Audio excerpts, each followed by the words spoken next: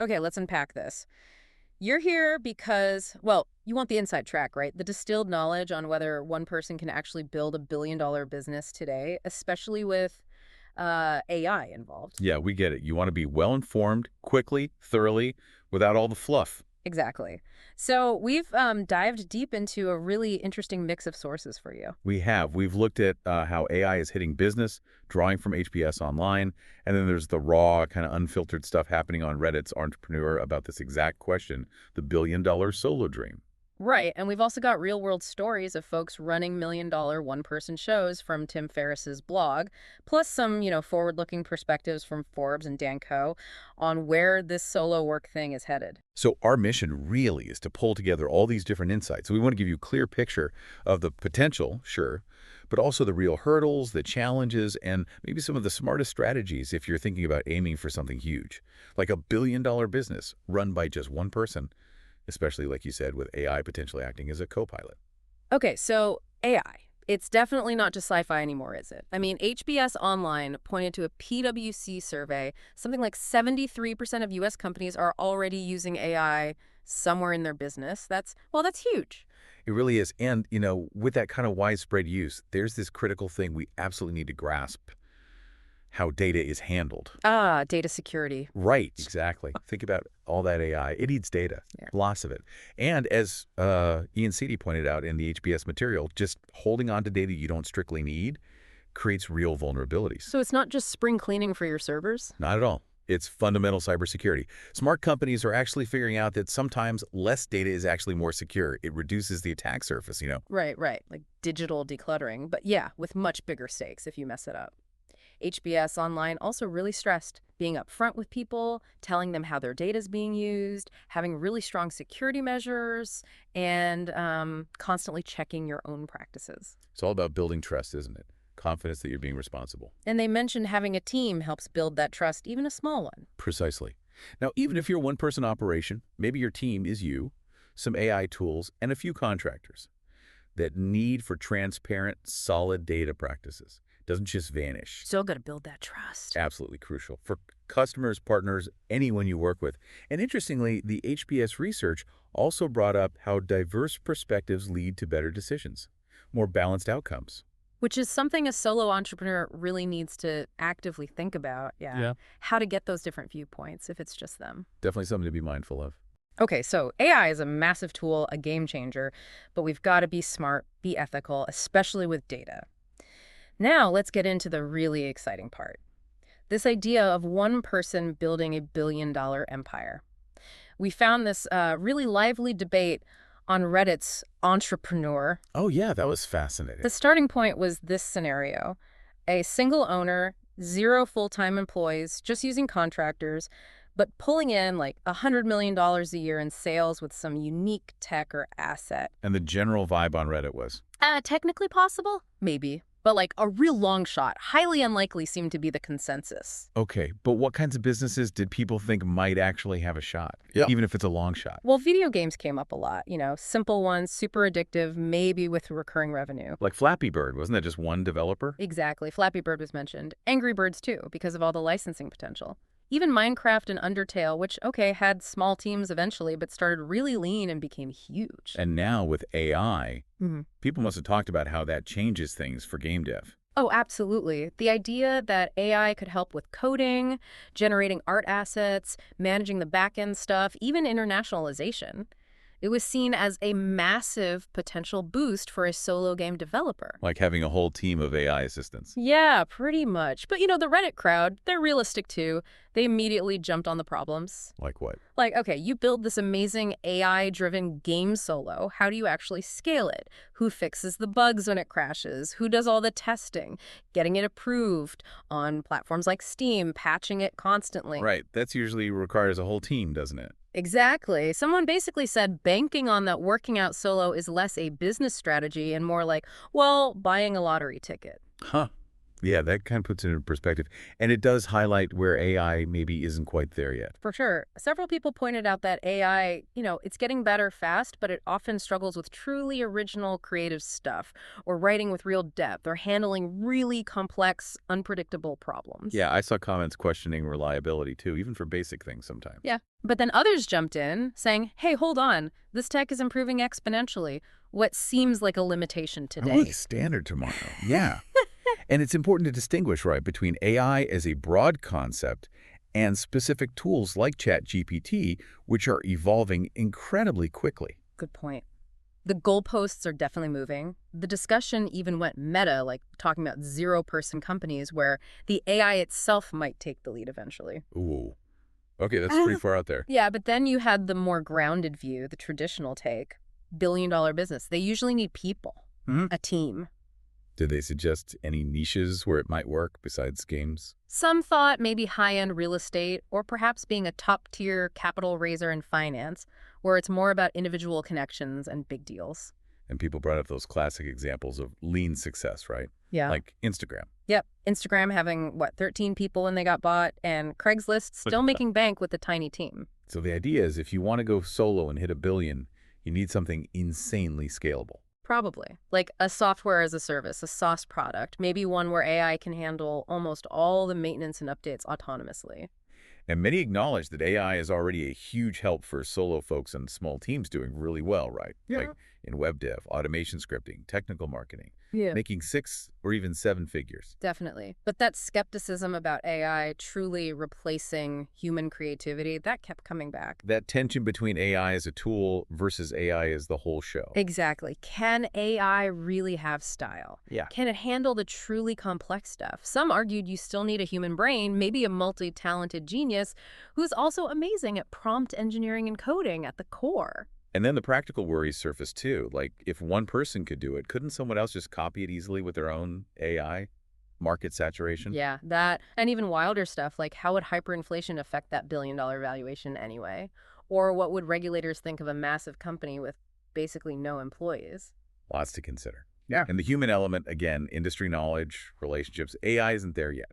Not yet. Though someone did suggest maybe VC hype could temporarily inflate the value of a single-person AI company. Oh, that's definitely possible. Bubble territory. And the final practical point. Even if you somehow did hit it big solo, wouldn't you eventually just want to hire people to handle stuff anyway? Probably. Once you've got the money, why deal with everything yourself? Okay, so Reddit gives us this really rich, kind of messy back and forth picture. The tech's exciting, pushing boundaries, but that solo billion-dollar path seems narrow, tough, maybe not even desirable for everyone. A lot of maybe buts. Exactly. So now let's pivot to some real-world inspiration. People who have built incredibly successful, very lean businesses. Tim Ferriss's blog had this great feature drawing from Elaine Pofelt's book, The $1 Million One-Person Business. Ah, yeah, Pofelt's work, which was itself inspired by the 4-hour work week, right? The very same. And these stories, they're just packed with practical takeaways. Like Laszlo Nadler. Tools for wisdom. Selling Yeah. those planners online. Yeah. He's all about automation. He outsources the actual printing so he can focus his time on customer service, business development, marketing, the high leverage stuff. And he uses A/B testing tools, right? Uh, Like Splitly. That's straight out of the efficiency playbook. Totally. He really embraced that 4-hour work week idea of hacking the system, automating income streams. Then you've got Ben and Camille Arneberg. They run businesses like Willow and Everett, selling upscale housewares and ergonomic mats. Their strategy seems to be smart delegation, really empowering their contractors, and they focus on strategy the manager's schedule, not getting lost in the day-to-day maker's schedule. Makes sense. Outsourcing, using platforms like Alibaba and Kickstarter to scale up. And Camille actually said the comfort challenges from Ferriss's book gave them the courage to do their traditional jobs. Pretty cool. Definitely. What about Dan Figella? Science of skill, and now he's into AI market research too. Right. He built his initial business, the martial arts training one, using a remote team, found contractors through places like Odesk, now Upwork, and crucially, set up really clear communication systems. Another 4-hour workweek principle, managing remote teams effectively. And it worked. He sold Science of Skill for over $1 million. Shows the power of that lean remote model. And Sala Orwell at examine.com. the nutritional supplement research site. His story is fascinating. He delegated the day-to-day stuff early on to a trusted partner, initially a friend he gave equity to. That freed him up completely to focus on strategy, growth, like launching their research digests. Smart. And he hires expert contractors like PhDs, right? Not just general VAs. Exactly, quality input. He really embodies that idea of stepping back from micromanagement, achieving liberation through systems and delegation. Again, very Ferriss-esque. It's interesting, though, that not everyone scales massively. Jason Guignard with Mastermind Talks, those super exclusive events. Yeah, he consciously chose to keep it small, right? For lifestyle reasons. Exactly. Influenced by that Fables of Fortune Hunters idea and the 4-hour work week, warning against just scaling for scaling's sake if it doesn't actually make your life better or profits proportionally bigger. A different definition of success. I like that. Me too. And finally, Alan Walton of Spy Guy, selling security gear. He used the fear-setting exercise. I remember that from the book. Yep, to overcome his initial doubts. He actually did try hiring employees at one point for customer service, but hit burnout. Oh, wow. Yeah, and he eventually found mentorship, specifically mentioning Noah Kagan, which helped him sort of re-engage and find a better way. It touches on that filling the void idea. What do you do after you automate everything? So these examples, they really show it's possible, right? Building $1 million business, very lean, using the internet, smart outsourcing, automation. Absolutely. And while, okay, they're $1 million examples on billion, they demonstrate the principles. Yeah. The focus on automation, delegation, niching down. These are all things AI could potentially amplify massively for someone aiming way, way higher. That's the key, isn't it? Taking those proven lean principles and adding this huge AI leverage. Okay, let's look ahead now. Forbes had this piece, pretty bold title. The future is solo. AI is creating billion-dollar one-person companies. That's optimistic. Very. It paints this picture of how the conversation among entrepreneurs is changing. Like, it used to be venting about the boss at the water cooler, but soon it'll be solo founders comparing notes on how to optimize their AI stack. Huh, the new water cooler talk. Exactly. And it highlights Tim Courtnovis's book, Single-Handed Unicorn. His big idea is find the right problem, then use the right AI tools and the right freelancers to solve it. Reduces the need for a big full-time team dramatically. They used a fictional example, right? Yeah. Emily. Yeah, Emily represents this vision of a solo entrepreneur who spots a problem and just uses AI to build a solution. The article argues the biggest challenge isn't the tech anymore, it's having the right problem-solving mindset. That makes sense. You need the vision first. Right. And it also acknowledges the potential loneliness of being a solo CEO at that level, pointing to the rising importance of peer groups, mastermind circles like Vistage or YPO for strategy and just, support. They even coined a term, solopreneurs. Yep, solopreneurs, solo entrepreneurs using AI to achieve freedom and, well, abundance. The prediction is straight up. A one-person unicorn is coming. Yeah. Soon. Wow. So it's about betting on yourself with technology as your, superpower. That's the vibe. And it connects really well with Dan Koh's whole philosophy. He champions the one-person business model. His motto is pretty appealing. Work less, earn more, enjoy life. Okay, I'm listening. Huh. Yeah, he really focuses on moderation, sustainability, building an ideal lifestyle. It's about self-education, building a personal brand in this online world where really anyone can start something. He emphasizes personal experience too, right? That everyone has something unique to offer. Exactly. Your unique journey has value. And it's not about flashing a Lamborghini, it's about depth, providing real value. Being a generalist who hires specialists and AI can be one of those specialists. So what does his model actually look like? It values self-reliance, time freedom, location freedom. The key bits are social media for leverage, using no-code tools, website builders, automation platforms to build your digital real estate, and consciously designing your lifestyle for flexibility. And how do you start, according to him? He lays out two paths, basically. One is skill-based. Learn a skill, teach it, sell it. Good, but maybe risks becoming a bit one-dimensional. Okay. And the other? Development-based. You pursue your own goals, think health, wealth, relationships, happiness, those big universal markets. You create content about your journey, what you're learning, the struggles, the wins. And then, based on that, you develop offers, coaching, courses, communities to help others on a similar path. So you build an audience around your own growth. Pretty much. An audience with maybe diverse interests, but connected through you.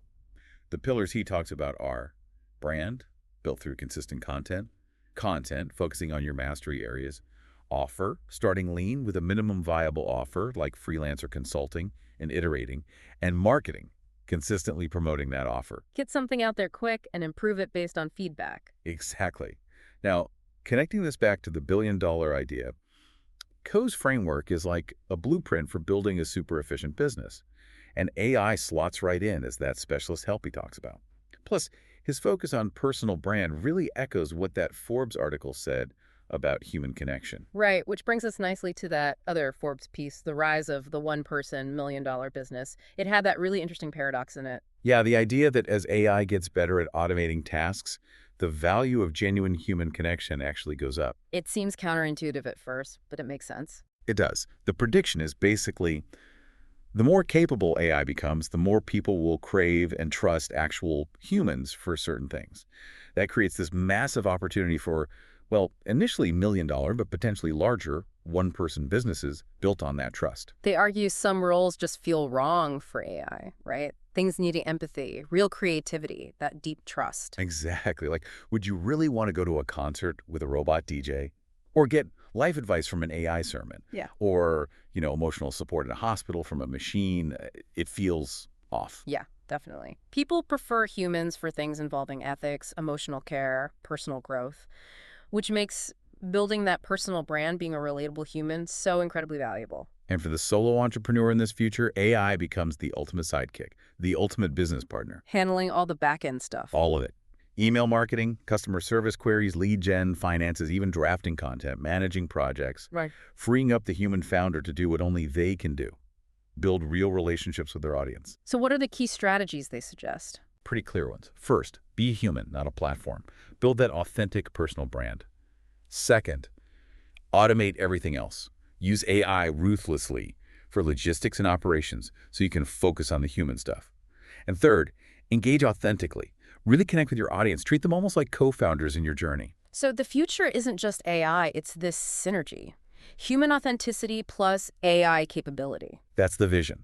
So if we pull all these threads together now from HBS, Reddit, Tim Ferriss, Forbes, Dan Co., what we're seeing is this powerful convergence. AI plus the internet. Exactly. Yeah. It's making these lean, high-revenue businesses way more feasible than ever before. Now, that billion-dollar solo unicorn, still maybe a long shot, lots of skepticism, big hurdles remain. For sure. But the overall trend towards automation, smart outsourcing, leveraging personal brands, it strongly suggests this is a potential future, a very real one.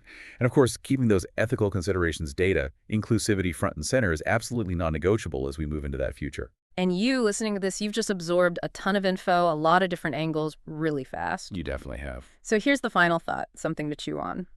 With all these tools, AI, automation, delegation strategies, and knowing how much that human connection still matters, what unique problem out there could you potentially solve? Or what valuable connection could you forge to maybe build something significant, something meaningful entirely on your own terms in this landscape that's changing so damn fast?